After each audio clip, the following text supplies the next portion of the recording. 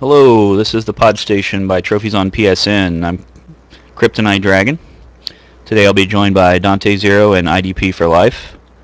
Start off by apologizing. I'm a little bit under the weather today, so I've got a lozenge. Mike, is that how you say it? A lozenge, yeah. Anyway, I got some kind of triple soothing action going in my mouth. That didn't sound right either. No. But hopefully I'll feel good enough to make it through this. But let's start off with the site roundup. First off, let me say you might be noticing a lot of changes around the site. You'll continue to notice a lot of them. We're doing quite a lot of work behind the scenes. Most notably is the site map that showed up. And what do you guys think of that? What do you think of that site map? Yeah, it looks great. I'm really chuffed with that. It makes the site look a lot more. Makes the site look a lot more sitey, as in professional and stuff, and that's what we're going for, really. So, yeah, it looks great. Okay. I have to agree. I mean, yeah, I'm liking all the changes thus far. Yeah, nothing but positive results. So. And just to people listening, make sure you use it because it is a really useful tool. Yeah, one of the things that really stands out about it is you can just completely find all the important nooks and crannies, and that's there's nothing better than being able to just kind of get around wherever you want to go, and it's all right there on every page. So yeah. I think it's a very, very strong benefit.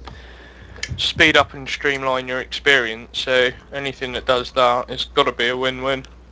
Behind the scenes, we're cleaning the code, basically making everything line up and look good, and that's going to help with future editions in that they'll be faster because the code won't be all kind of crammed in there, left and right and center, and not really matching up. Yeah, so I did notice got a lot of good benefits.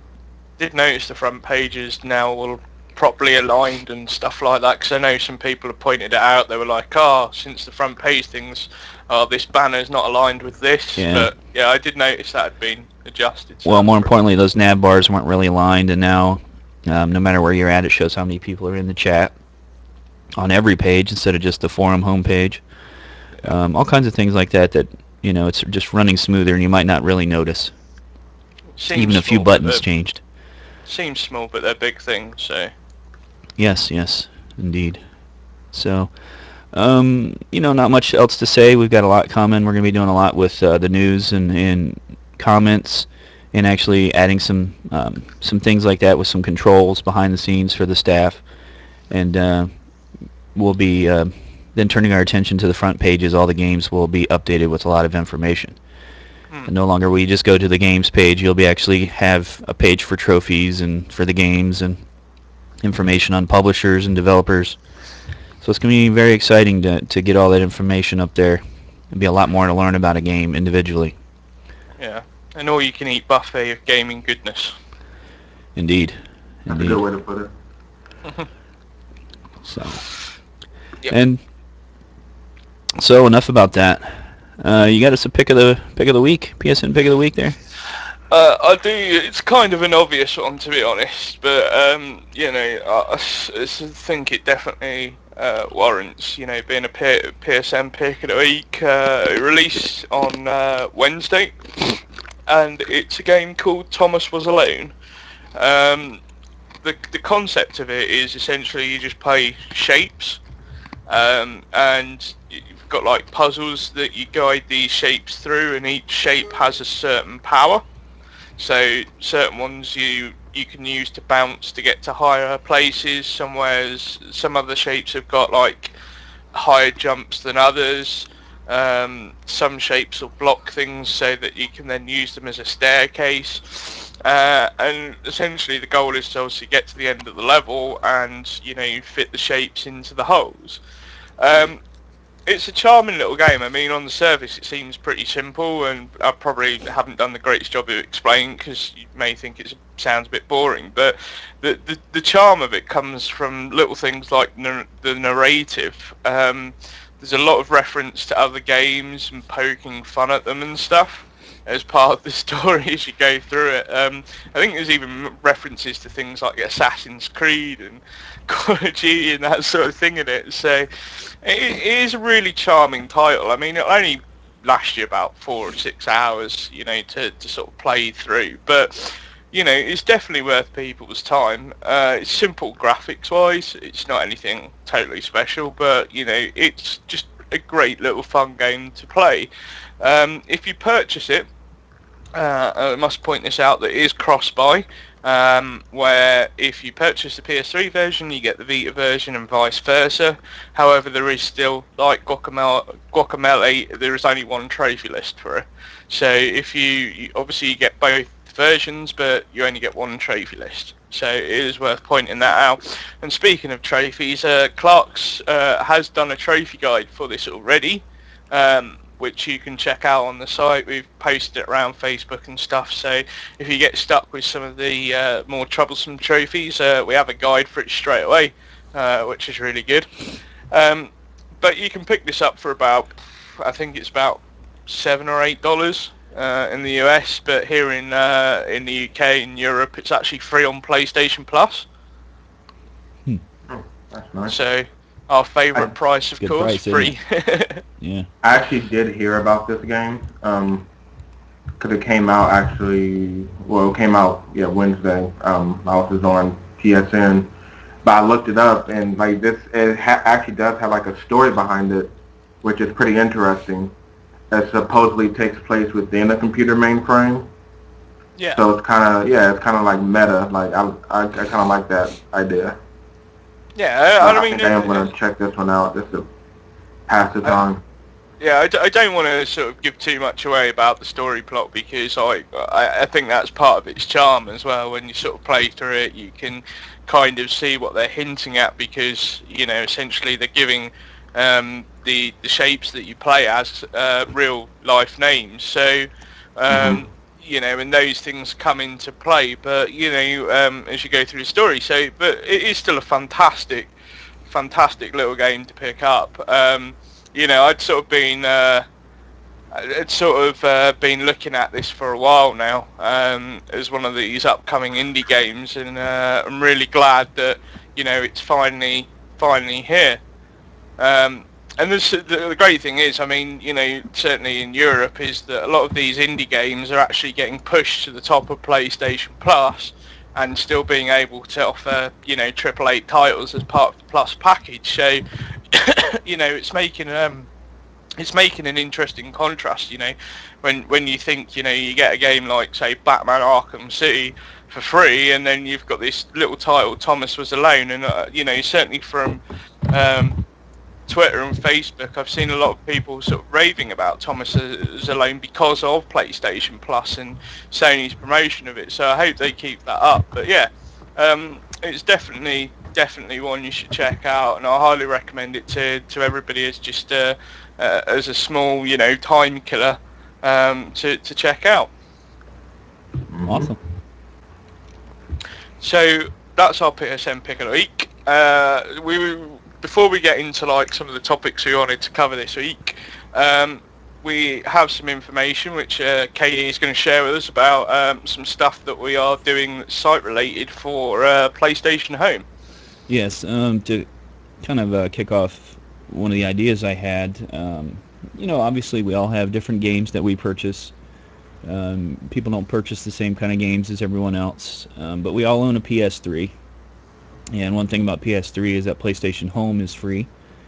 Also on PlayStation Home, you have the ability to buy different games and things like that for your personal spaces and for what's known as clubhouses. And you can then have guests there who can play those games, and those are free. And so what I've done is I've purchased a TrophiesonPSN.com clubhouse, and you can find us in that way, TrophiesonPSN.com. We have a clubhouse location now that has various PlayStation Home games in there, including my personal favorite, which is really the goal of this, which is poker. We have 2 tables of Brimstone poker, and I believe I could put more than 2 in there, but each item takes up a certain amount of space. You can only have a certain number of items, and those tables are pretty involved. But we've got 2 of them in there. They both seat 6, so we can have 12 people playing poker all at one time. This would allow us to have poker nights and play some Texas Hold'em. They have limit Texas Hold'em and they have no limit Texas Hold'em tournament. And so, we can schedule some of those days, work it out with everyone. And whether you're in the UK or US or Canada, I'm not sure about Asia, but you have the PS3, you can download and install PlayStation Home. You can sign up for the club.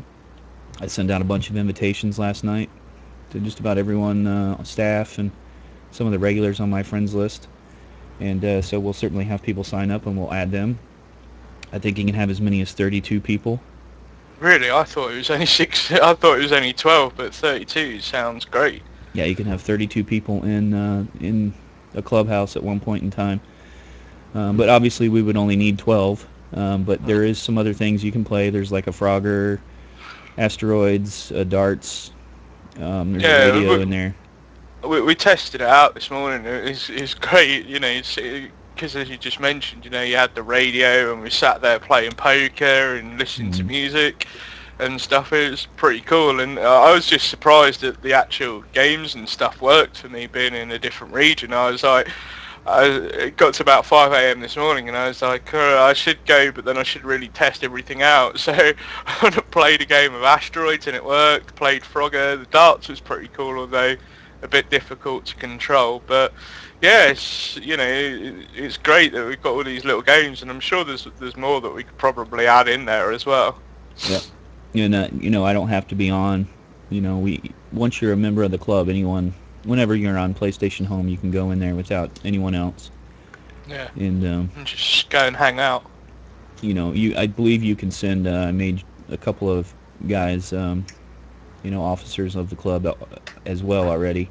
I don't know if there's a limit on that, but I think you guys can invite people as well. Yeah. So members of the site and stuff, you can send them invitations, and once they accept, they can come into the clubhouse anytime. I want to know, did I get an officer? Yeah, you should. Rank, sweet. I don't know if controls show up or how that works. I don't know, but nonetheless, check us out on PlayStation Home, and for the game nights coming up, we'll certainly work out having a poker tournament. The other cool thing is obviously PlayStation Home has game launching from inside PlayStation Home, so you could also do that as well. So it would be good if people, and this is something we should put to the events team, is that it'd be good if someone's turning up for a game night like the half an hour beforehand, everybody just logs into Home, hangs out in the home space, and then we can all launch the game at the same time. Yeah. Yep. That should be pretty cool. But from what we've got, if you do go, I will say this though, if you do go into the home space now, just bear in mind it is still a work in progress. There is still quite a bit of decoration to be done. I think this morning we were just testing things out just to see if they worked, and if they worked cross region as well, which it did beautifully. So expect the home space to progress a bit more and get all looking nice and fun. Yep. I'll try to put a few things in there like that. So Need far it's DJ decks. so far it's only like we've only spent like $12 to put it all together, so it's pretty good. Get a lot of use out of it for everyone. Yeah. It's a nice little setup. So I'll check it out. Free again for anyone. That's a good price. Yep. We love that. We love the free. So before we move on, IDP for Life, you want to tell us you're kind of back on track and getting the other podcast going? Tell us about that real quick. So, which we have mentioned this in previous podcasts before, but we will be launching the Trophy Lounge very, very soon. Still need a co-host, but that's perfectly fine. But it is going to be community-based. So this is something that is for you guys, technically by you guys, if that makes any sense. So look forward to that coming, hopefully launching within the next 2 weeks. And we'll just be discussing some of the things that are happening around the site. Of course, we'll be doing some other gaming news.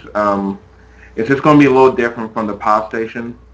So I hope you guys like it. And if not, I hope you tell me about it in the forum so I can, this is for you guys. So once it does launch, I will be taking all your feedback. And after I have a good cry over it, I will do the updates that need to be done.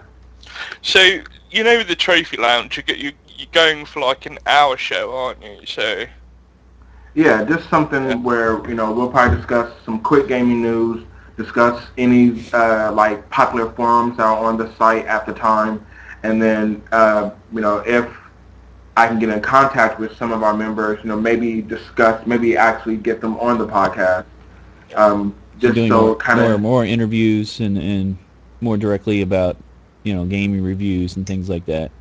right, just Okay. to kind of because here on the PodStation we mainly talk about just the news in general. I want to talk more about the gamer, if that makes sense. Yeah, sure. Cool. Yeah, well, I mean, I do know that you struggled to find a co-host, and are you looking to do this on Wednesdays? Is that right? Wednesdays, Thursdays? Tuesdays or Wednesdays, So, which I mean most people probably know it's on the forum, but my personal life kind of shifted. So yeah. now everything's kind You've of like been running from the law. I have been running from the law. Uh, I am in a undisclosed location right now, but Witness protection. so I gotta switch like my days around. But Tuesday or Wednesday would be like the best days for me and a co-host to get together to do this. Yeah, well, see, I'm happy, assuming the general community doesn't have any complaints about hearing me twice a week, but I'm happy to sit in with you on a Wednesday and go through some of the stuff. So, yeah, by all means, count me All recruited right. for that. I'll by all means get in there and have a good old chin wag about what's been going on and stuff. So, Well, as the you say, challenge for you go. you is going to be the time. So, Yeah, alright, obviously we're keep that looking to Wednesday. IDP. You're talking probably something at night, Wednesday evening. So, Yeah, but I mean, if my co-host happens to live across the pond. across the pond, across the world, then we'll make it work. Okay. Yeah, we'll knock something out over the course of this week. Sort that out. And Cool. hopefully we can get that show on the road, because I'm really keen to see what everybody thinks of it. Because I know, like, we've said this before, like, one of the criticisms about the PodStation is, is the length. And, we try and explain to people there's a specific reason why we are longer than, what some people want, because we do tend to go into topics. We try and pick a theme every week that you can't really discuss. I mean, even when we do it over 2 hours, a lot of the topics we discuss is still stuff that you can't discuss in 2 hours. But at least we try and do our best with that. And having something a bit more shorter that covers a range of topics as well is an ideal option, so that both shows will actually complement themselves quite nicely. So it would give people an option, should you not want to listen to us rant on for 2 hours about some very in-depth topics, you've got the option to find out what's going on in the news, what's going on in the community, and obviously get some guest appearances on there and interviews and stuff. So, it's going to be great having the two shows coincide with each other. So, I'm certainly looking forward to that. Yeah. We're not doing anything with our length or girth. It'll just have to be what it is. And I think it's important for people listening as well that for us to grow as a site, one of the things we have to make sure that we do is we offer original content, and we can't just offer one thing and then not offer more. So we do welcome people's ideas and stuff, and this is one of those things where the more that we do stuff like this and videos and stuff, the more that our members will benefit, because they'll have a range of things to choose from as and when they want, and and that's the key thing for drawing in new members as well. Indeed. But again, before we get into this week's topic, I forgot to mention this to you guys before we came on air, so I'm going to kind of hit you from side field on this. One of the things I want to start doing with the PodStation is just find out what people are playing each week between us hosts and sort of talk a little bit about that as well. So this week, what have you guys been playing? Anything interesting or anything in specific? Well, me, I just picked up BioShock Infinite, but I haven't played it yet. No way. Yeah, I'm probably one of those people that will probably be the topic of today's discussion. I'm a non-committed gamer, I guess I can say that.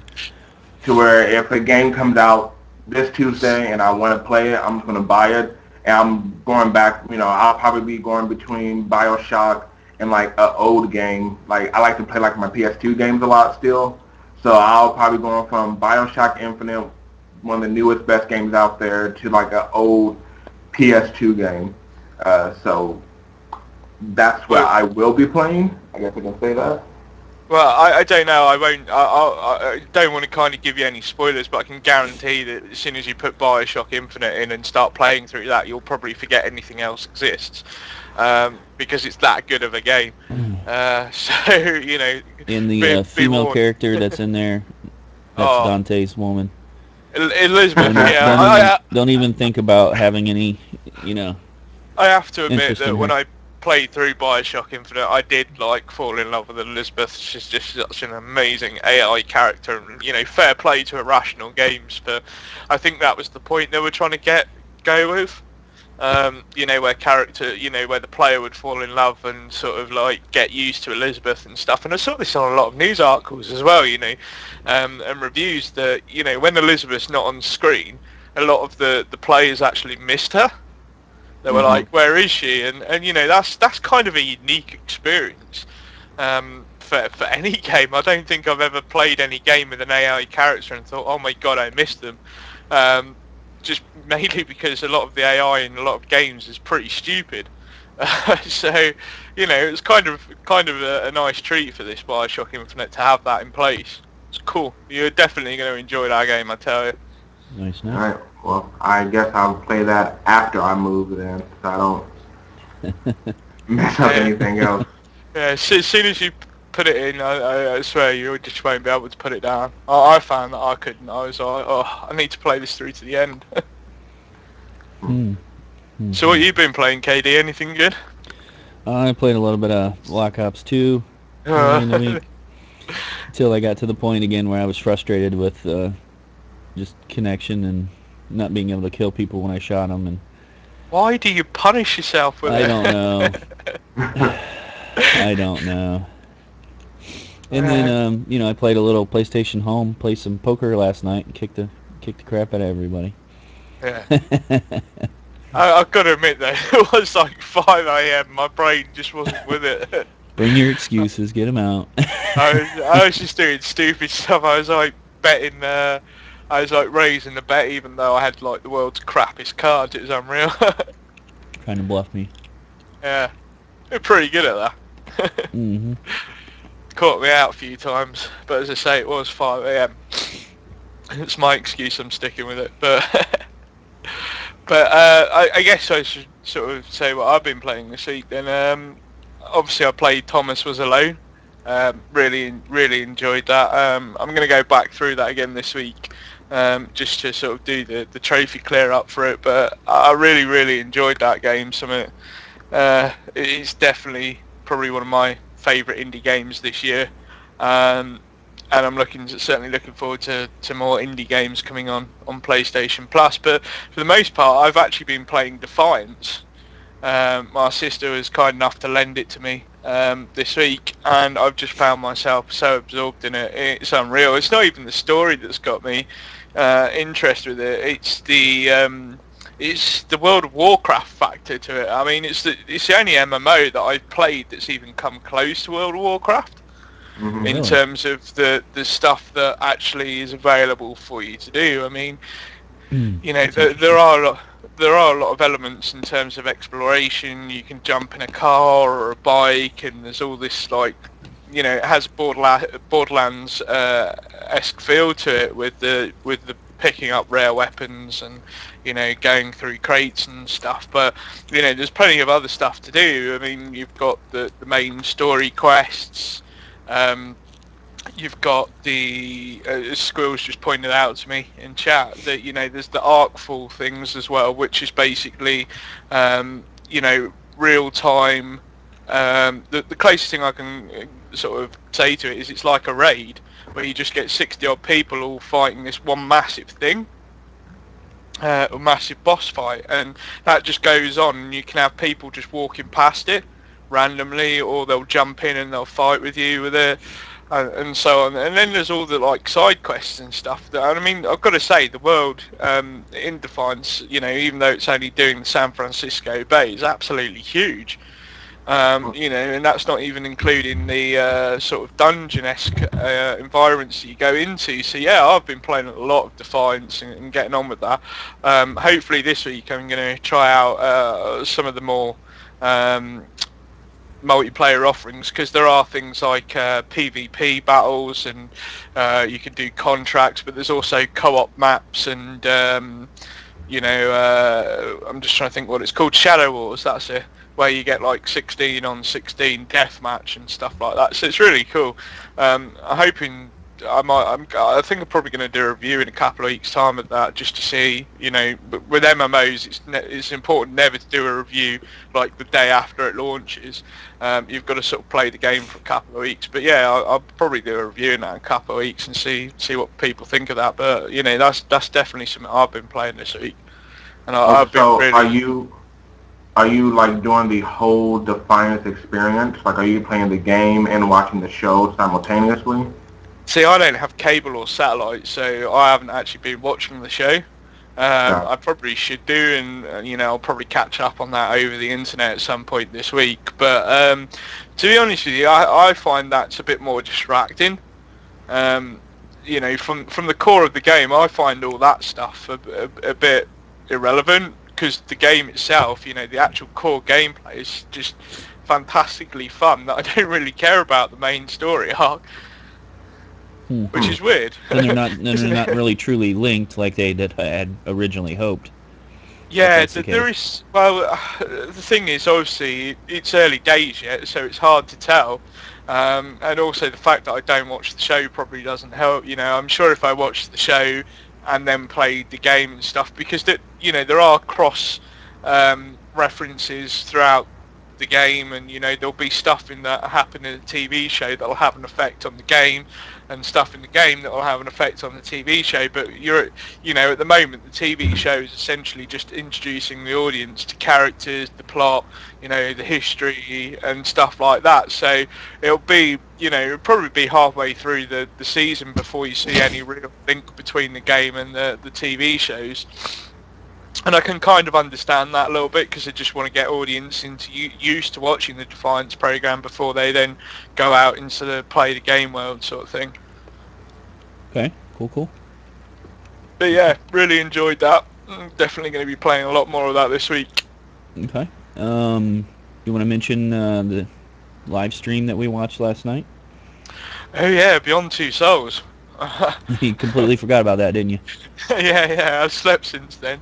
Oh my god, how amazing was that? I absolutely loved that, and I liked the panel afterwards as well. I even remember saying to you this morning, did you know, I know you had some concerns with the game, and I was like, did you even listen to what they were saying? Yeah, it's just, I don't know, IDP for Life, if you caught it, but we put a live stream in there to the Tribeca Film Festival. They did it's actually a pretty long, like 45-minute spot, just all about everything Beyond Two Souls. They showed what was it, like a 35-minute... 35 minutes of gameplay, yeah, that we hadn't seen before. And no, I just commented how it was like a movie. It was, you know, that's a tremendous amount of gameplay to show with so much story in there, but you know, that's like a fraction of, you know, that was probably 5% of the actual game or something. Well, yeah, I haven't seen it. One of the other news writers, Brittany, she sent me a link last night. me, Mike, and Brittany were all talking last night, and she sent me a link. But now that you just said that, I am probably not going to watch it. I'm kind of sick of like being You want all the spoiled or spoilers? having all Yeah. the spoilers. Yeah, so I just want to. I'm already excited about the game. I thought it was more of just talking about like the technology of it, Oh, which they did that as well. Yeah. They did. okay, then I'll probably just read about it then. I don't want to like see 35 minutes of gameplay. I'd rather keep that for my surprise. Well, I've got to be honest. I watched the whole thing, and I was kind of like, I was like you in some respect that don't necessarily want it to be spoiled, and I think they did a really good job over the course of what they showed because, in some respects they didn't spoil it. Hmm. They the point of and why they picked out that specific thing is they wanted to sort of set people up for what's in store because with the thing with David Cage and Quantic Dreams games is if you want to sell the game it's really hard to explain how to sell it. It's one of the problems that Sony initially had with marketing a game like Heavy Rain. It's like, how do you sell such an interactive experience? And I think that 35 minutes worth of gameplay, will go viral across the web, and I think it will sell a lot more people on buying the game because it just had so much within that 35 minutes. Now, David Cage himself said the game's like 10 hours plus long. And you think all that emotion, all that various degrees of storytelling contained in 35 minutes, and you just think how much more can they put in it? So it makes me even more intrigued about the final product. I mean, I know Brittany was like, oh, that left me in tears just watching that. And I was like, what? But yeah, it was such an emotional clip, and it had literally everything that you can imagine, all the range of emotions, and to do that in 35 minutes is fantastic. And it's I tell you one thing, when the game finally comes out, it's going to certainly be an emotionally exhaustive experience if that 35 minutes is anything to go by. Yeah. Yeah, and my only concern was that it was so movie-like. Having not played any other of the Quantic Dreams, I haven't played Heavy Rain. Hmm. So if we're seeing that, it begs to me like if it's more story-driven than gaming-driven, you know, if that speaks to a different kind of gamer, which we can Hmm. talk about. Relates to Well, our topic today, but I was going to say I don't think it is because this is why I said to you about did you listen to what David Cage was saying? There were elements of that game where you're sort of walking along and it does feel like you're in sort of just watching a scene from a movie. But one of the key things that David Cage, repeatedly said throughout the course of the panel is everything in the game is interactive. hmm, So, everything you do you can interact with. So even if it's just That's walking down the street, you can stop, get a newspaper or whatever. You could cross the road a different direction if you wanted to. Or you that's could just something that is going to have to be proven once the game is out, because almost every developer says that nowadays, that everything's interactive and we spend so much time on all the small details, but when it comes down to it, they have to stick to the story. So I don't know. I mean, yeah, I even on know off of playing Heavy Rain, there was a lot of interactive things that you could do, but still, that it seems a little far fetched. yeah, it's even like even big open worlds. You know, take a big open world like GTA 4, for example, where you can pretty much go anywhere and do anything. It's still got locked buildings. It's still got things that are going to set you back on track because, you know, uh, something will pop up when you try to go do something over here to keep you on track with the storyline. And, so Yep. you can't truly have every option available, and you can't truly Well, have everything well, I interactive don't know, because because the impression I get, and this, that you could make a case for directors and technical people overselling it a little bit and saying, well, there's this interactivity, you can interact with everything and so on. But then when they were talking about to Elaine Page, who's obviously starring in it, she's not a technical person by any stretch of the imagination. She's not going to oversell it necessarily. One of the things she pointed out, that part of the hardest part of acting within the game is that she would have to do so many options to allow for, she would have to act so many different variations on just one particular thing, that it was crazy, and she found that particularly difficult and extremely new for her as an actor, because normally when you act in a movie, it's kind of set out. And with obviously Beyond Two Souls, it's not set out. It literally is a case of you can choose whatever option you want to. And certainly from a lot of the gameplay footage that I've seen Quantic Dream's release so far, what you've got to bear in mind is you're watching footage of one person playing the game. The true test is going to be when the game's released and we all pick up a copy, and then we all talk about how we played through the game. And what you will find, and is that a lot of people are going to have completely different experiences. Because, as I say, during the course of that panel, there were some interesting questions raised about how it's all going to work and stuff. And David Cage did a fantastic job of reassuring people. I'm just trying to remember what the question was that somebody asked him. Somebody said, what do you do about some of the big moments that people will miss? And he said, well, there's nothing you can do about that. If people miss those because they choose a certain option,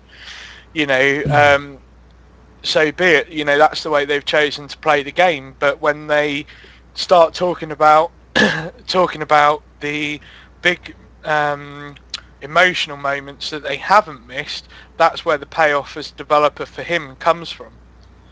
People talking about those like really short but really emotional moments that people suddenly realise that they can actually access through playing the game. So I think there's a lot more to it. I think we're just a bit sceptical because of other games, but when we talk about something like Beyond Two Souls, I don't think there's anything that we can even compare it to. And I think it'd be even a little bit unfair to compare it to. Sorry, I'm losing my voice now. caught my cold over the internet. Yeah, I'll call you cold over the internet. I think it's a little bit unfair to compare Beyond to a lot of other games that have made false, essentially what's proved to be false claims. And, it's even unfair to compare it to Heavy Rain in some respect because, it's a completely different game and there's a complete different emotion to it, an emotional vibe to it as well. So it's definitely going to be interesting when it comes around to I think it's October the 8th. It's set for. And I cannot wait. And that footage and live stream last night made me just want it even more. Cool. Well, I'm gonna kind of take the same tact that I'm skeptical, but obviously, and we don't know enough details to. Anytime something new like this comes out, it's clearly a very long, involved game. Ellen Page mentioned like 2,000 pages of script.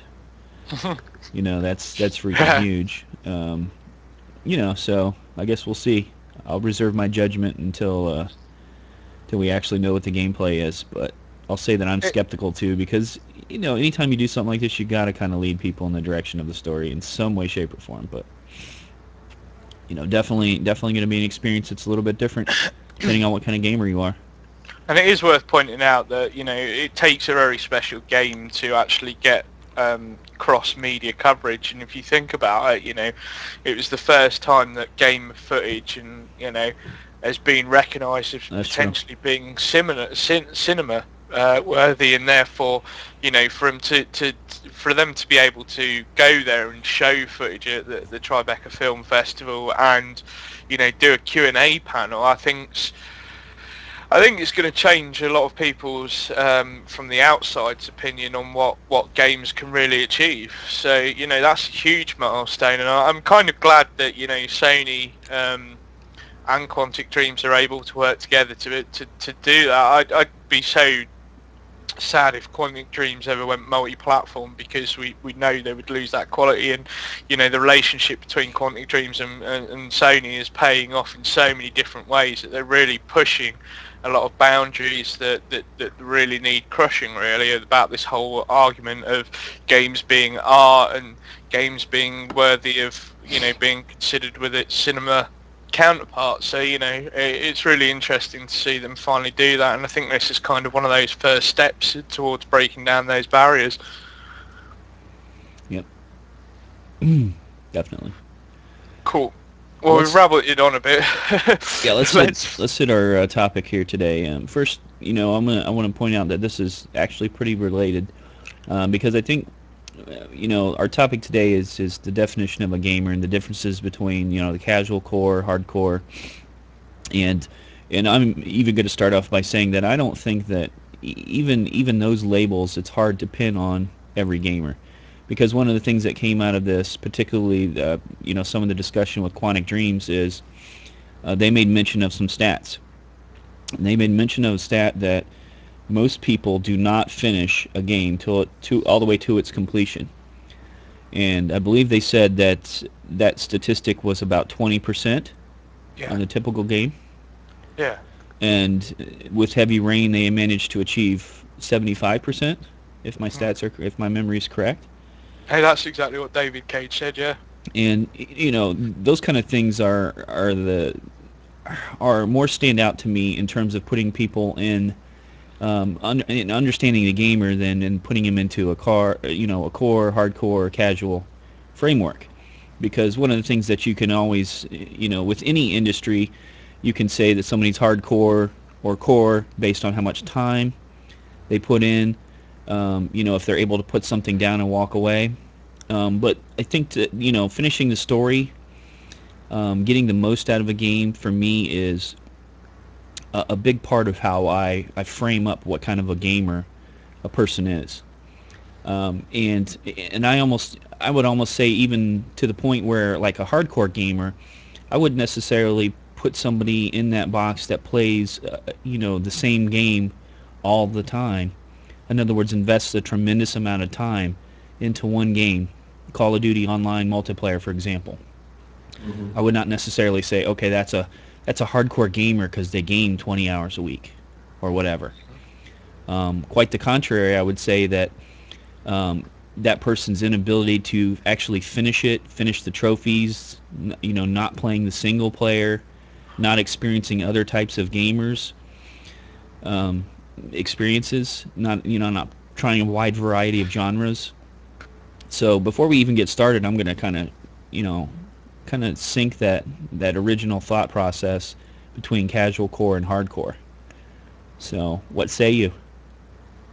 Well, from my perspective, I'm kind of always a little bit confused about how they're able to categorize it. To be honest with you, when people talk about hardcore gamers, the image that you have in your head is somebody that does play one specific title for forever, and the prime example of that is Call of Duty. But I don't know, I'd question whether they're hardcore. I'd say they're hardcore Call of Duty fans, but are they hardcore gamers all round? I'd probably say not. And precisely for what you just mentioned there, in terms of they're missing out on a load of other experiences. But then you sort of then have to revisit the question of, then, well, what is a hardcore gamer? And I guess one of the things that doesn't help is when you hear about like developers and publishers and manufacturers, whenever they do like fiscal calls or they talk about a game, they say, "Oh, we're aiming at the core audience. We're aiming for the hardcore audience. We're aiming for the casual audience." And I sit there and I think to myself, what the hell does that even mean? Do you know what I mean? How are you classifying who's core, who's casual, and who's hardcore? I mean, I think it's definitely something that it can be categorized, even though I don't like to categorize it. But I mean, at least for me, a casual gamer to me is someone who is hopping on their phone every once in a while to play like Angry Birds, or when they don't technically own a system, but they are familiar with games. They will hop on and play Mortal Kombat with a friend if it's around or something. A hardcore gamer is like the of course the opposite end of that, where either they're playing multiple games all the time, like they're the person that has the subscription to GameFly, or they always had Redbox, or they're always in the game store trading games with their friends, or they are just playing one single game. I think you can be a hardcore gamer just playing one single game, like Madden, Call of Duty. When the Now, developers say we're making this game for the core gamer, they're speaking about the core gamer for that genre. So we're updating our game, Madden, which has been the same game for years. We're putting these small updates there because we did a survey of 2,000 of our core gamers, people who play this game. Maybe you can put a time on it, more than 20 hours a week, and they say they want these new updates. So you can kind of take from that little sample test that if these 2,000 hardcore gamers of Madden like these features, most likely the rest of the masses will too. And people who are just now coming to this game, whether it's Madden, Call of Duty, or whatever, they'll get a benefit from it as well. So I can see how you can say this person or these people are hardcore gamers. Um, well, the other thing, you I'm sorry, seem go to have ahead. dismissed people that play phone games, though. Is there a hardcore phone game player? I think there's a hardcore, I don't know how to even put it, just someone who wants to pass the time. I think games are getting more complex on phones, just from going like through like my iTunes store, like just going to like the App Store, like or even like games on Facebook. But I still feel like that's more of a casual thing where even those people may not necessarily say they're a gamer per se. Like they may say, "Oh, I'm playing this game," but they're not a gamer. Like my father, he plays online poker all the time. Like if you take the number of hours he plays online poker, the number of hours someone plays Call of Duty, he's probably playing more because he's retired. Hmm. But he wouldn't say that he's a gamer. He wouldn't even call that a game per se. He's playing online poker. That's so Yeah, so I think there's a distinct difference there between somebody being core or hardcore to a particular game as opposed to being a hardcore or core gamer. Yeah. So And that's I a was going to say, differentiation we need to make. so then do we then measure, which band you're in by the game you play? That you, even with we often, as you pointed out here, that phone games, Facebook games are often referred to as casual gaming. But in fairness, somebody that spends 60 hours a week playing Farmville is just as hardcore as somebody that spends 60 hours a week playing Call of Duty on a PlayStation 3. Yep. The only difference is the platform. So then does it become a agree. question of the platform? Just Well, because the platform's considered a casual gaming platform doesn't necessarily mean you can't be hardcore. I mean, I was thinking about this week, and I quite often refer to myself as a hardcore gamer, but I couldn't put my finger on what defines me as a hardcore gamer because when you look at things like trophies and some of the games that I own, and the collections that I have, and the time that the amount of different games I play with, say within a week, you know, people would look at my trophy count and go, right, that's a hardcore gamer.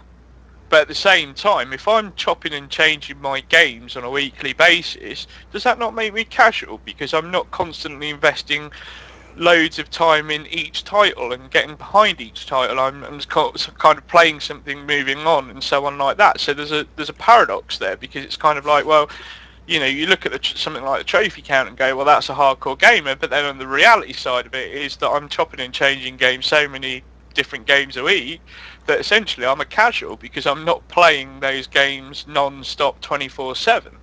I will put it this way. From what you said, from what Katie said, I'll put it this way. If someone immerses their life in gaming, in other words, not immerses their life in gaming to where they do nothing else, but when I'm at work, I don't really talk to like my coworkers that well because of the type of job that I work. I need to really be focused on whatever's in front of my computer screen. But there's actually a friend of mine. We knew each other from our hometown. He plays video games a lot, and over his section, he can talk with his coworkers and everything. And a lot of times, he's talking about games. And there's been many times I've stood up and I'm like, oh, that one part Arkham City, where, and like I'm just kind of going just into it. So I guess that would be considered that type of person where they can go from doing whatever to immersing their mind into the game, the gamer world, or people who nerd out over, a David Cage live event. Like then that person to me is a hardcore gamer because they want to immerse their life in it to where whether it's for an hour a day or maybe 5 hours a week, I guess that person would be considered a hardcore gamer. Casual gaming, that might be just a term that we came up with, or people who play Facebook and phone games came up with to just separate themselves from people who play platforms. Do you know what the funny thing is? That the casual gamer didn't even exist as a tag until the Nintendo Wii came along. and you know what? That's a good point because I was sitting here thinking the whole time about, remember those commercials that had it had a lot of celebrities in it, like Beyonce was in this Nintendo commercial, and she was playing some game, and you can tell that she was acting. And it was just like, Beyonce, do you really sit down and play, the 3DS? So I think, maybe that word, like you said, casual gaming is just maybe like an advertisement for it to get people who don't want, a big platform, a big PS3 platform, or PS4 platform in their home. Maybe it's just an advertisement for it to say, no, you can do this. You can still go to the gym and be a successful, lawyer or whatever, and play this game as well. I think, I'm just looking at live chat here, and GTA Man's just made a rather important point that I kind of agree with to a certain aspect. I think, when you hear games companies talk about, we're going to aim for the hardcore audience, I think the games companies themselves have actually misinterpreted what a hardcore gamer is, because I've said already that, as far as I'm concerned, I could be misconstrued as a casual gamer because I don't necessarily invest lots of time in one particular game. But, I think part of the definition of being a hardcore gamer is, it's essentially, it becomes a way of life, you know what I mean? And as opposed to... I think we have to come back to that every time. We have to come back to how much of it, games just involve your life, or exactly. I should say the other way around, how much your life involves games. And it's difficult because, what's something that Daryl just pointed out is if you break down, at work and start having conversations and it's interfering with your career and all that other stuff, you can very easily lead towards, well, that's hardcore. But at the same extent, like someone like yourself, you're in... you're performing a job in the gaming industry, which, the same can be said about me, even though it prevents me from having a lot of time to play games because of all the things that I do, that we almost have a higher bar if we apply it to us. Of course you're playing games. If you're writing news stories and, you're going to be doing reviews and things like that, then, yeah, of course you're playing games. But if it's part of your job, do you say, well, that's not hardcore, that's, it's work now. Yeah. But, I think you've got to go back to how much a person is involved in gaming as a whole. You buy a lot of games. there's no way that you're a casual gamer just based on the fact that you jump from game to game to game. You have a lot of experiences in gaming as a whole because you're playing so many different games. How can that not be, at the very least, a core or hardcore gamer? Yeah. I think now. I mean, I think we do have the distinction of that, like casual and hardcore. And we did mention this earlier. I think the big change is going to be, or the big topic is going to be, the difference between core and hardcore, which I guess I did try to speak on it, of how core is just the people who are Call of Duty fans only. But I mean, I don't know, that may be, because I know some core gamers who only play RPG games. Mm-hmm. Like, so I guess you can say that too. I mean, to actually define something that is not, that is more of it's more of an ideal, it's kind of hard. So break that down. If somebody plays just one specific game all the time, the RPGs, are they a core gamer? I think that makes them a core gamer. Like, yes, are you a hardcore gamer? Yes, because you are immersed in games. I can probably mention a game that is coming out, like a shooter, and you're probably aware of it. You're probably up on the new technology that is coming out, because it will affect you one way or another. But you're like, I'm an RPG player. Right, but if you say, but nah, that's a fair point. I only want to play, Final Fantasy, or I only want to play like a JRPG, then it's like, okay, well, you're a core gamer then, because you only prefer a certain genre, regardless of what the title is, what the series is. You just prefer that type of genre of gaming. What do you think, Dante? Well, I was going to say, one of the things that I was sort of thinking about just while you guys are talking there is, I think the problem with tagging people comes a lot from the language that's used by developers and publishers. Yeah, true.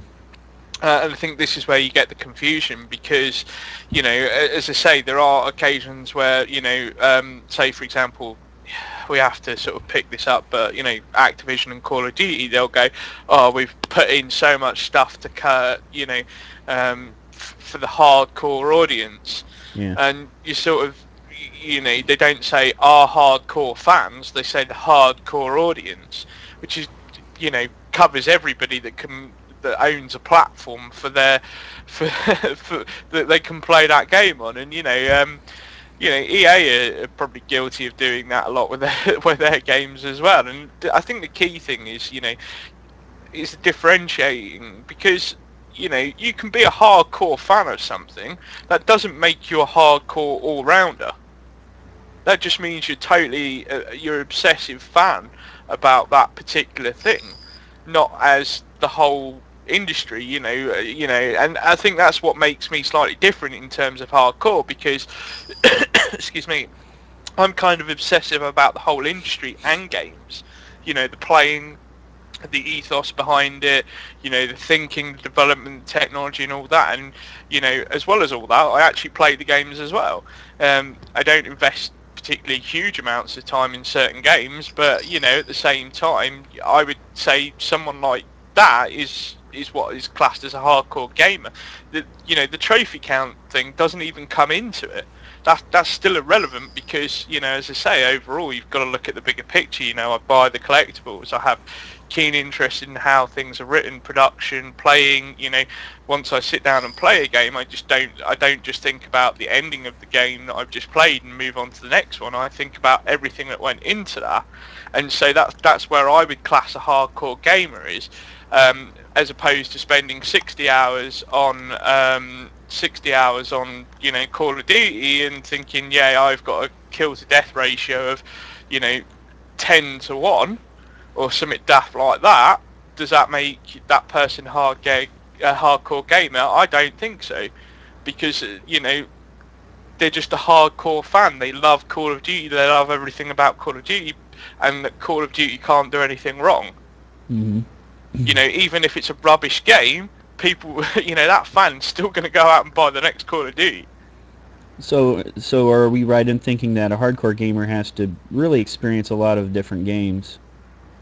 I think that's the key thing. I think, as I said before with GTA, man's point in some respect is that gaming has to be, for you to be classed as hardcore. I think gaming and all the experiences you have with gaming has to kind of be a part of your life, as opposed to just something you do for fun. So You know, we would you say like GTA Men is a hardcore, G, do we find it by game? Do we say Well, see, the thing is, you could class someone like GTA Man, for example, as a hardcore gamer because he is a hardcore GTA fan. There's no denying that's the case. that we You know, claim he's hardcore for that one particular game or the one particular well, publisher? see, I wouldn't say that at all. I would say, even though he is a hardcore fan of GTA, he lives, eats, breathes, sleeps GTA. There is a lot of other stuff that he still has interest in, and he still goes and plays other games. He still gets experiences. He still buys the collector's editions for games that are not even related to GTA. So, in that respect, I would still consider him a hardcore gamer. If he was just GTA non-stop, and he comes across like that sometimes, but generally isn't, all GTA, just 90% of the time. I would still class him as a hardcore gamer, but if he's just playing GTA and that's it, I would say he isn't a hardcore gamer. I'd say he's a hardcore fan, Okay. and I that's where disagree I with that. distinguish. I see what you That's mean.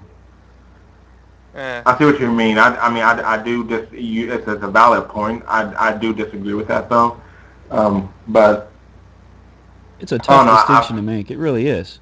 It Yeah, really I mean, is. I think if you put developers in it, or if you put people who are making the game or advertising the game, if you put their words into this topic, then it kind of, at least in my opinion, it kind of gets more muddled.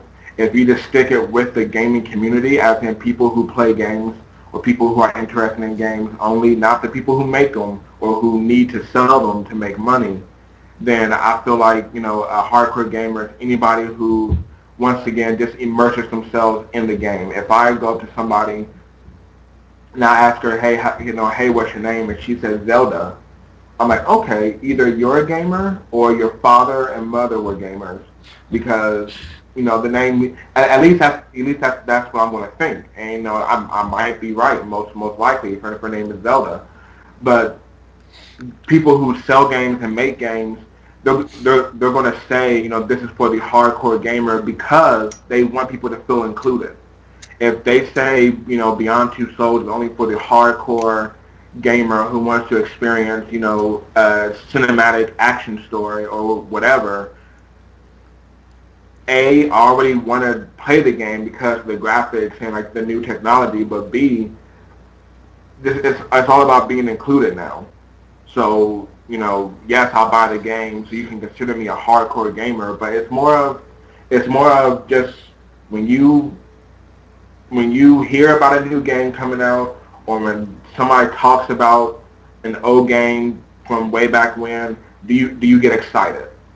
Do you get excited to the point where you want to keep talking about it, you want to buy the game, you want to go back home and play the game? That kind of, at least in my opinion, makes you a hardcore gamer, where you're willing to sacrifice, going out a night on the town to just sit down and, play Heavy Rain in the dark. Yes, I have done that. It was very fun. But like, that's that to me is like a hardcore gamer. But a core gamer might be what you said, and that might be just an obsessed fan. So that was a good point What you about made, just at least in my supporting games opinion. as a whole? What about someone that buys a lot of different copies of different games? Because supporting one publisher, that makes you a core fan, but does that make you a core gamer? Because really, when we're talking about core, that means kind of like they're at the heart of it.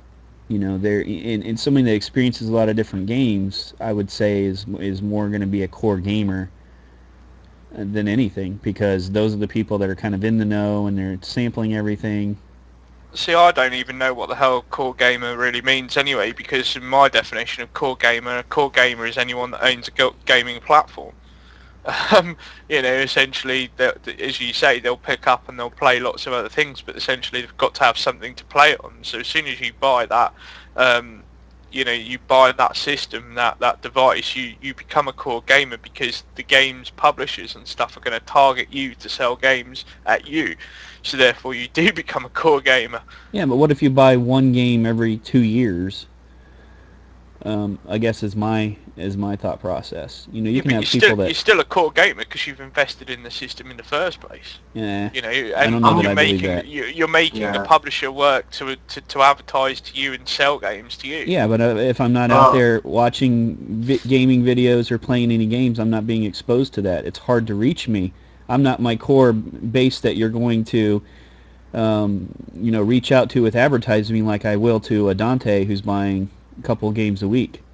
Exactly. My core advertising's got to be directed to the people that are buying games, not the people I want to buy games just because they have a system.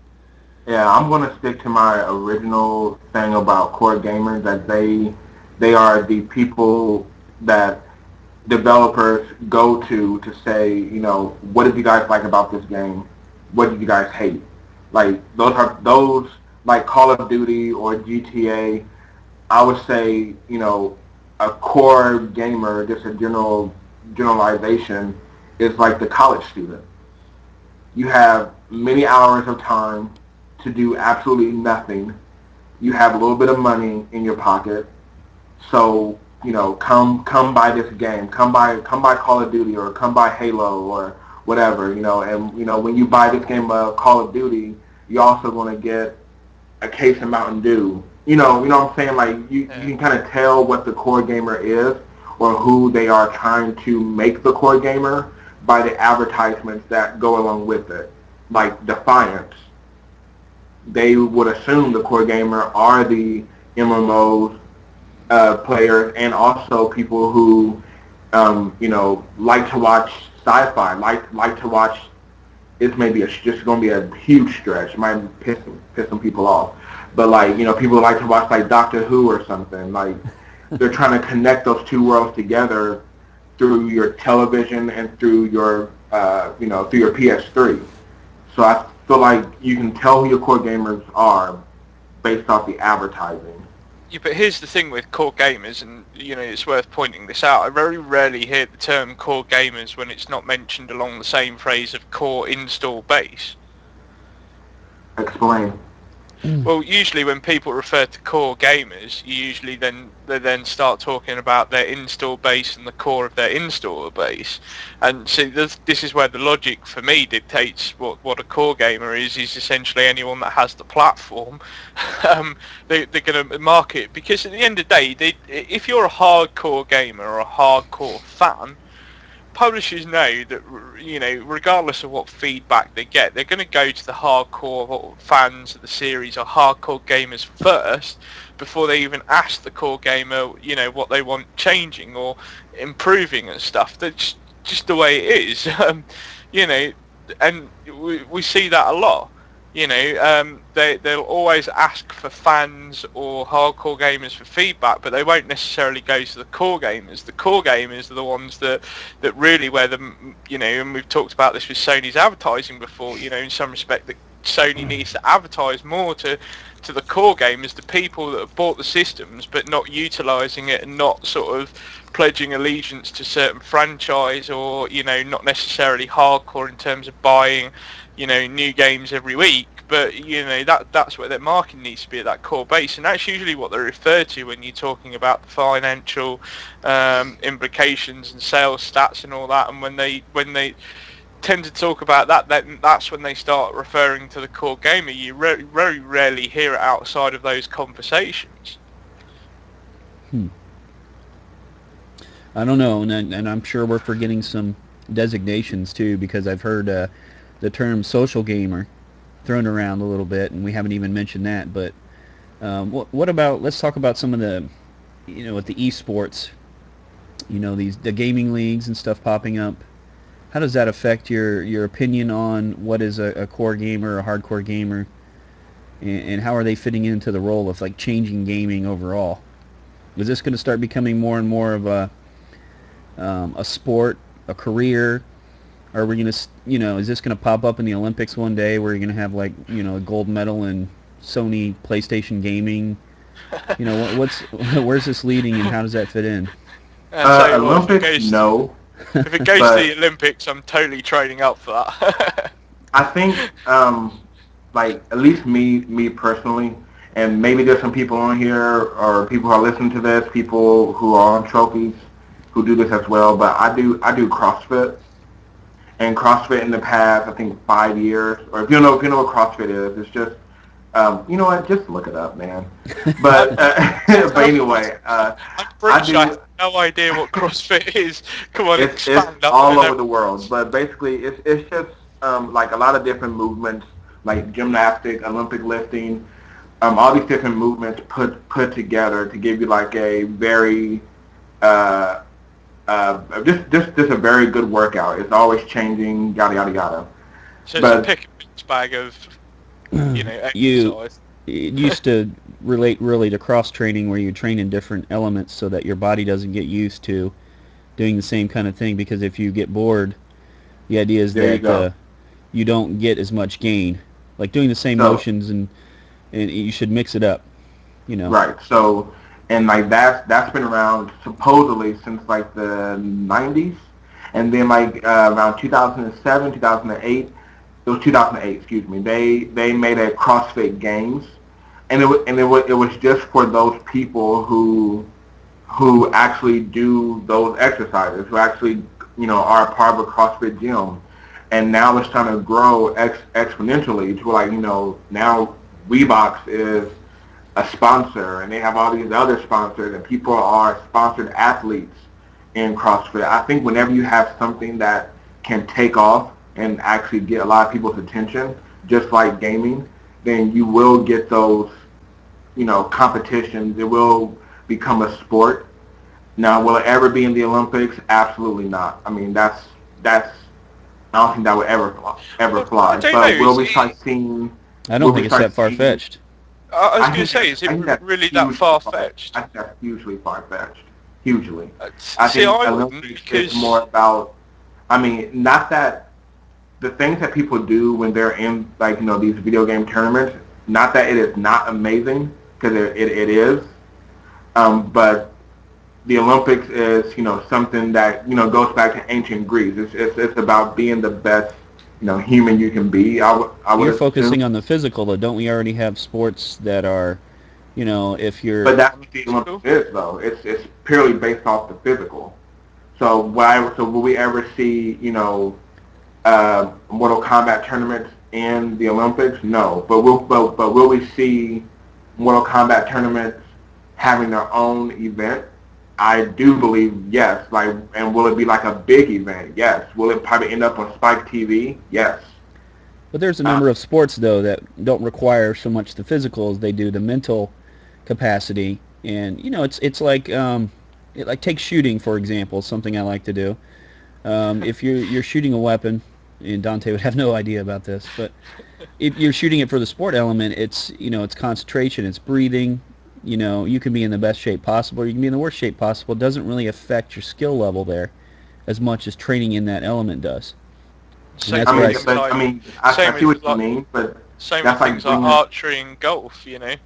well, that's like bringing the mental and the physical together, and I just don't see the Olympics becoming something where it's like, you What if we know, get it? What if we get into virtual reality video games that are think yes, picking out where yes. you're at in the room to actually control everything is actually your body motion and movement, being tracked by a camera in a 3D environment.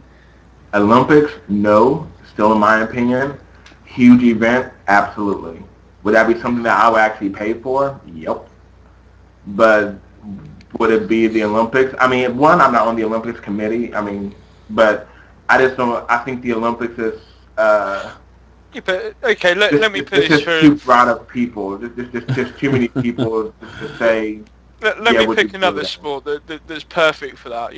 The English game of darts.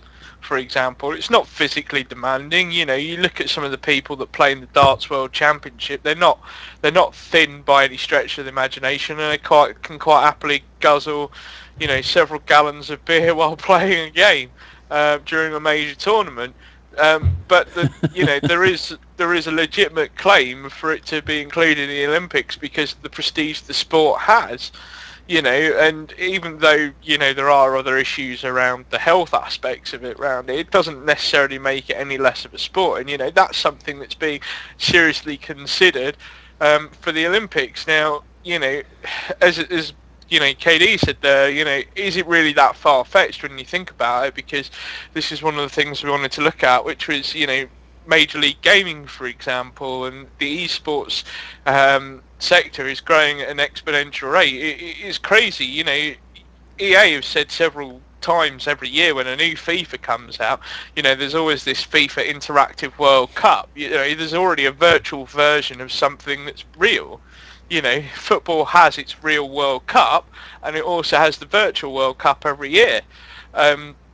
And it gets such huge response that it's growing to it's gone soccer for Soccer. Americans. I was thinking American football. Sorry. But I mean, even with American football, they still have the Madden Bowl, and they've been doing that since 1995. And you know, EA have recognised, and you know, as much as we like to lambast for, you know, having a monopoly on the sports licenses and so on like that, at the same time they are contributing to a very real thing, which is obviously the esports thing. And you know, EA have like entire documents that would fill my room to support how much they've actually grown the esports industry because of things like the FIFA World Cup and you know, the virtual World Cup, the Madden Bowl, and so on like that. So you know, is it really that far-fetched to have something virtual be applicable real? Just in my opinion, yes. I mean, that I still think, at least in my lifetime, I'm pretty sure I'm younger than both of you. I think in my lifetime, I would never see video games in the Olympics per se. Now, in terms of esports, is that going to continue to grow and be exponential? Yes, that's going to continue to be, you know, as big as it can be. But something like, you know, the Olympics, I think that's just like a gamer fantasy, in my opinion. But like, you know, StarCraft is a game that I have never played, but I've heard about it. I heard a lot about it last year, actually, about that they have these huge professional like competitions. So I literally spent like 45 minutes of my life watching a StarCraft competition on YouTube, and like it was just insane, like to see them, like they were immensely concentrating on this like strategy game that to me meant nothing, but to them it was like life or death. And they were talking about, it was based in Korea, I'm pretty sure, but they had the Koreans are big on it. Yeah, South Koreans love it. They had a English commentator, and he was talking about one of the, I guess we'll call them athletes, and he spent, you know, all year, you know, practicing on certain strategies that he was implementing in the competition, which is why he was like why he was on top. Cross training, so getting his thumb, exercising getting his thumb ready. Absolutely. so like that's like, you know, interesting for me, but would it be interesting for, you know, just the average person who doesn't play games that much, or even the person who, as we define a casual gamer, would they waste 45 minutes of their life watching that, and would they walk away like, wow, he spent all year doing that one strategy, but look how well it ended up for him? Would they even care? So if you can't get the casual gamer to really care about it, will you get the rest of the population to care about it? Well, I think we're going to definitely get to a point where you're going to see probably new sports and stuff like that, and they're going to be called sports, and you don't have any way of breaking that down because you've already got barriers that are fuzzy. Let me run something by you, Daryl. Poker, sport? I would say yes. Okay. Online Poker is poker. a sport. Online poker. Sport? Video game? As of right now, I would say video game. Okay. So if I'm playing with real money though, sport? That's just stupid. No, it's just in my opinion stupid. No, Yeah, but I don't I want to say think that. I don't know because like I think chess to me is like a sport. I would say it's more of a mental sport. Just like poker is more of a mental sport. But yeah, but if you're playing it online, I think the point that KD is trying to make is that, does it essentially, if the core thing is a sport itself, does it matter how you interact with it? Because essentially, you're still playing the same game, whether it be via different mediums. If it comes where I can play tennis with someone across the world without being in the same room and it's all realistic tennis, how I swing my racket affects the ball, if we get to that point, It's still I guess I say the line's blurred and it's going to become very difficult to tell between sport, video game, something that's worthy of, it's a physical versus just a mental exercise. And I guess that's my point. yeah, I think that when the lines are blurred and it's a bigger conversation than what we can have on I this opened a whole can of podcast. worms by just saying Olympics. Right. Yeah. Yeah. Because I think you have to define. Okay. Well. What is? There's so many things you have to define first, and everybody has to agree this is the definition before you can say, video games can be a legitimate sport. I mean, even with the topic video games as a sport, it's already separated into a different category as an e-sport. Yeah. So I think that distinction's already there that, yes, this is a sport for some people, but it is not a sport for the general public. Well, So, I mean, we're following the same lines that happened, you're probably too young to remember this, but if you go back to my childhood, there was a lot of things that we were calling out, hey, this is a sport. And most notably is skateboarding and things like that developed into X Games and took on a life of its own and became very popular without It still is. having that sports label placed upon it at first. And so now you've got to the point where X Games is absolutely huge and, a whole new generation has taken it on. So, back to the original point, we're clearly going to see that, online gaming as a sport and these leagues, gaming leagues, all this stuff is going to change the landscape of gaming, whether we want it to or not. And I would even say that that's going to create a whole new category of gamer because you can't really put that in the hardcore or core or anything like that again. Now you're looking at someone's job. It's a sports hero. You don't say they casually or hardcore play football. They're an NFL football player. That's their job.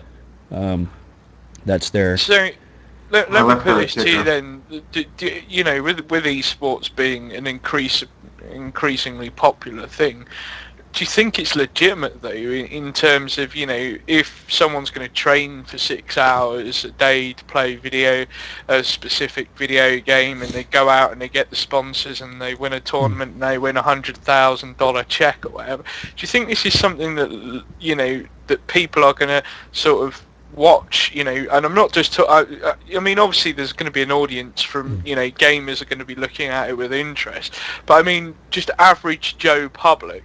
Well, that's where I say it needs to make it into... No. It needs people that'll stand out. I mean, it's got money in it already. You have, monetary awards for winning and stuff, and people do make a living playing Halo or something like that 24/7. But it's going to need to branch out into that whole area where it makes it onto, television and magazines and stuff, where it makes it into people's face, where you've got somebody that stands out. This is, Joe so-and-so who's, an esports champion in Call of Duty, whatever. Esports, Major League Gaming champion, crowned, this year's victor or whatever. And you need some of that to happen. And then those people will start getting attention of, advertising dollars. And then, well, I think it's already got the attention of advertising. well, it's dollars. I not. mean, as Like I you say, said, though, it's not out in the public. Once that happens, esports will be legitimized. You'll start seeing it. I'm looking forward to the day where, videos and things like that from YouTube take on, being television stations that you're watching on the internet, and that's the kind of thing when they come together, and you'll start seeing more. The people are able to focus more on esports, and who's involved in that, and watching Right. that. Well, I think it's interesting just to point out some of the sponsors actually that currently sponsor some of the teams, because I think some people will find some of these interesting. For example, obviously BenQ, they sponsor a lot of the monitors that are displayed in there. Dr Pepper, who do a lot of sort of cross-game giveaways with like promotional stuff. Uh-huh. So you've seen that before, where you buy a case of Dr Pepper and you get some extra DLC and stuff like that. Subway's done a lot of that. Yeah. There's actually Full Sail University, which is an official university. They have video gaming classes. Right. I'm not even sure how that works. Well, they teach you on programming and things like that. Yeah. But do you think esports is? When you said classes on like competing, it's just like what? So you can actually train? No, I don't know that they have it on that, but they have university classes. I mean, in some gaming, of the other sponsors are kind creation and stuff. Some of the other sponsors are kind of obvious. Obviously, Mad Cats, who do a lot of ferretals for gaming, and Turtle Beach. You've got Noz, which is an official energy drink. But here's the one that surprised me the most, right? And this is where it sort of confused me a little bit. PlayStation is actually an official partner of Major League Gaming, but actually I don't know if you've seen any of the Major League Gaming events and stuff. A lot of it. And that's where I say I have not. Does it reach the core gamer yet? Do you think has esports reached the core gamer? Would you say a majority of people like from Trophies on PSN would have said that they've seen anything like that, or they're interested in seeing something like that, but they don't know where to find it, or I watch it all the time. Daryl's admitted to spending a half an hour, 45 minutes watching one tournament event. I've seen a few shows on some cable shows, with specifically competitions of people living together in a house, playing video games against one another. And that's my only exposure to that. I've never watched an esports thing or a Major League Gaming event ever. Yeah. I think it's still very much, I don't know, I'd still class it, as niche in some respect, because it's only, to I just don't think it's arrived yet. I think it's growing at stupendous rates, and you only have to go and look at, the Major League Gaming website to see some of the rather fascinating stats on some of the things they've achieved, and it's growing, but it's still technically niche because it's not very much a public thing. That I imagine will change going forward. And I had this thought actually, which kind of got me thinking a little bit, which is maybe that's why some of the social aspects of PlayStation 4 are being implemented the way they are. With the ability to Ustream and the video recording thing, is because they've got probably this underlying theme of, well, the more that we can promote video and stuff like that and streaming games online, the more that we can gauge the audience for esports and implement that into our system. Yeah, that may be a very big part of the reason and I for tell that you focus. what, If that really is the case, I'd take my hat off to Sony for having the foresight to actually think of that. Yeah, and what happens when we get there? Because I don't know that I want to be involved in. I like the online competing. I like competing for trophies. I like the casual gameplay with other people. I don't know that I'm going to fit into. But training for 6 or 7 hours a day, and there's no. I think some of the aspects of it is that yes, you could, treat it as a job, but you know, somewhere along the line, the only flaw with it is that, say for example, you're an amateur soccer player, you're going to get a contract from a club, so then you're going to get paid a small amount of money, enough to live on and carry on doing your training and, you know, get your matches built up until you become pro, in which obviously you sign a contract and so on. At the moment, with something like, you know, esports, there isn't really anything of that. It's you kind of join a team and then everybody splits the pot. That's assuming you win the pot in the first place. So there always is an expensive outlay, for example, because if you're going for competition in, say, you know, like South Korea, for example, you know, you've got to find that money from somewhere. And unless you sort of start winning tournaments pretty much straight away, you know, that's a big ask, especially if you're training 6 or 7 days. Well, the other thing is, you know, what games you pick. You know, what games are going to stick around for the long term. In 10 years, is StarCraft going to be relevant? Yeah, if you're a FIFA player, I can imagine there's going to be a FIFA 2020 or something. But what happens to, you know, anyone that's playing, you know, Halo is a perfect example. Yeah, okay, Halo's been, you know, running for a pretty long time, but now they're moving on. Now what? So I don't know. There's a lot to be said about that. And do you give credence to someone that plays the same game, you know, 6-7 hours a day as being something special? I don't know that I do. What do you think, Daryl? No, not really. Is that something you would watch? Like, would you watch a tournament for a specific game? Maybe one or two that are your favorites, but you're not going to get carried away into, like, there's the champion of StarCraft, there's the champion of Halo, there's the champion of Call of Duty, there's the champion of... Yeah, like, if there was, and I'm using this example very loosely because I really don't care about that game that much, but if there was like a Mortal Kombat tournament or something, I would watch that because it would be interesting. Like, I can watch a fighting game. That would be interesting to me. I can watch a Madden tournament. That would be interesting to me. Maybe even a Halo or Call of Duty or, you know, something new like, I don't know. But would I lose my mind if I see them walking down the street? Absolutely not. So maybe there's a problem with that and how popular and how fast that's going to catch on with regard to the variety that happens with video games that doesn't happen in sports. I don't know. Dante, are you going to be the first person on Team Trophies on PSN? I wouldn't even know what game to pick, to be honest. You jump around so much. If anyone wants to sort out like a... You got GTA covered. I'm sure he would be... You take on like... You take on like 15 people on the last gaming night and like murderlated all of you. Yeah. Yeah, there is that, yeah. But no, if I was like, for example, playing MAG or something like that, you know, 128 players on 128 players, I'd happily get involved with something like that. My only concern would be that a lot of the consistent games tend to be first-person shooters. And, you know, I don't know, I get bored of, you know, watching myself die on Call of Duty. So, can you imagine watching like a 3-hour deathmatch on the internet? I don't know. I still think that there's a lot of potential for esports, but I think a lot of, you know, things need to be...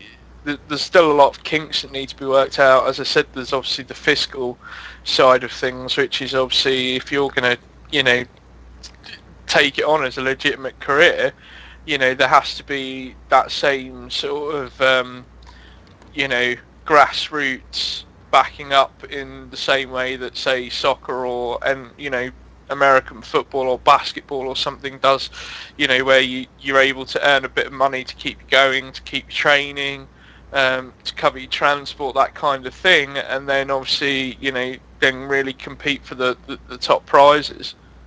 And I think the esports seems to be missing that kind of structure at the moment.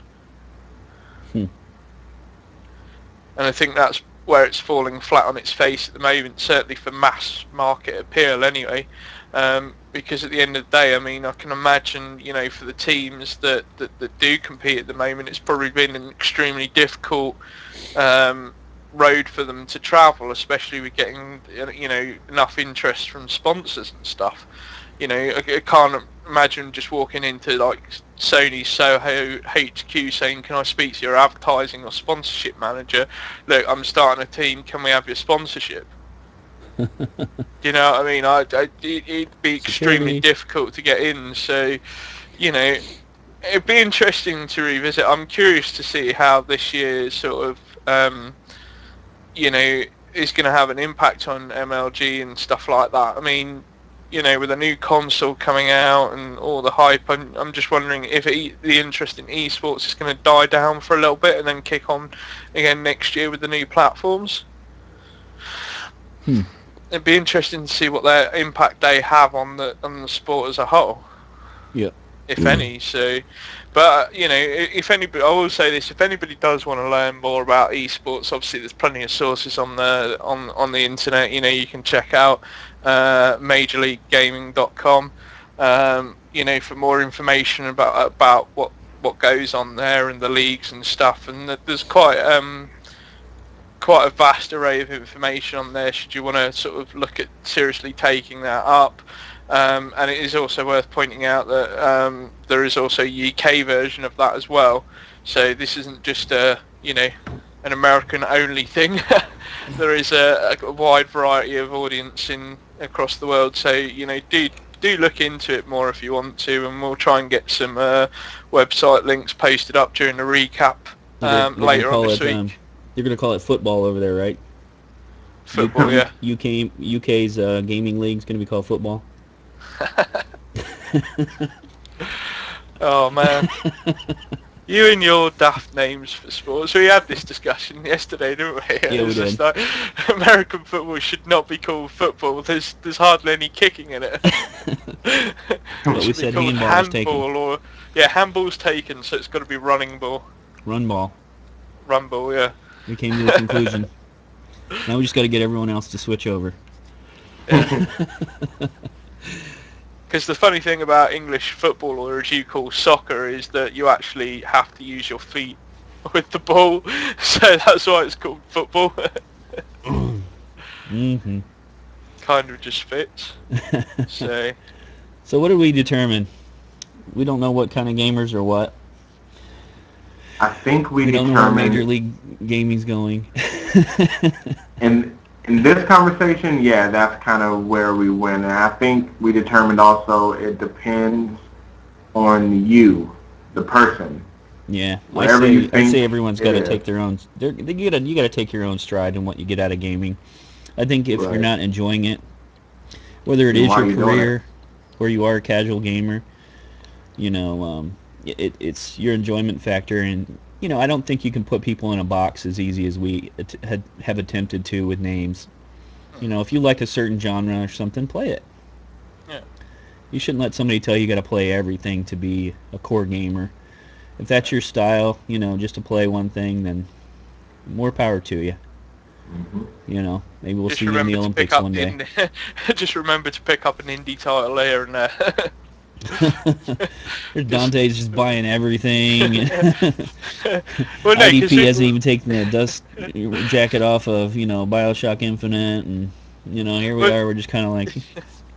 Well, we do try and make the point every week, you know, with indie games and stuff, and we've said this before, you know, we don't really care if you're a hardcore, a core, or a casual game. At least try the odd indie game out and support the small guys. Indeed. You know, it's not going to impact your overall gaming that much that you're going to go, oh, do you know what I mean? But I don't know, from this week I'm kind of like, I hope we've done something to point out, you know, when developers and publishers talk about the core gaming and core gamer and the hardcore gamer and the casual gamer, that it's all crap, and just don't listen to publishers when they start using that. You know, it's so hard to put a tag, as you say, it's so hard to put yourself in a box, really, that, you know, at the end of the day, does it even really matter? Probably not. You know, classify yourself however you are, however you want to, because at the end of the day, whether you're hardcore, core, or casual, you're still a gamer. So, Indeed. Be proud of that. Indeed. All right. Any last comments, Daryl? What do you think? I do. Well, I mean, basically, we kind of already went over it. in terms of a hardcore gamer, casual gamer, if you like playing, you like playing. If you don't, then you don't. But I would like to hear from people on the website to see what they think, because I mean this is something that's very subjective. So Definitely. I said that wrong. Yeah. That's that wrong. Subjective. Anyway. No. All right. So anyway, I want to hear what other people think, and I want to know what they classify themselves as. Are you a hardcore gamer, a casual gamer, and kind of just so I can get like a temperature of what the general public, I can't talk, thinks. Yeah. So I'm interested to see that. So hopefully you guys who are listening, after you're done or while you're listening, you go to the forum and you write what you are and how you define yourself as that. And I'll be I'll be looking for that. Yeah, let's just hear how people describe themselves. Yeah. Like maybe to their peers, would they describe themselves, Or do your peers describe you or define you? Yeah, Because good point. in my group of friends, I don't consider myself, like, yes, I consider myself a gamer, but that's only because for this conversation I had to. But in my normal everyday life, I don't consider myself a gamer or a nerd or a computer geek, anything like that. I don't consider myself an athlete or, muscular by any means, but my friends do. Like, my friends will call me a fit nerd because I like to work out and play video games and read books. So what do you define a fit nerd? Yeah. So like, what do you define yourself as, and what do your friends or your environment say that you're a hardcore gamer or a nerd or something like that? Now, I echo those sentiments. So I'm kind of intrigued to see what people want to classify themselves on. But not only that, I'm also keen to see what people's reactions are with regards to esports. If they feel it's something legitimate as well, or at this moment in time it's just a flight of fancy kind of thing. It's not really something they're interested in, but share those thoughts with us. And I think the other thing that I want to say is we are going to be bringing in what you've been playing feature every week on the PodStation. So also do let us know what you've been playing this week as well, and we'll read out some of those next week. Absolutely. And mention if you think gaming's going to make it to the Olympics.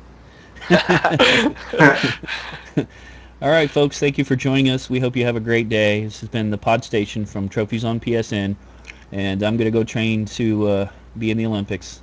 Thank you for joining us, IDP for Life, Dante. We will catch you next Sunday, same time, same channel. Take care. All right, guys. Later.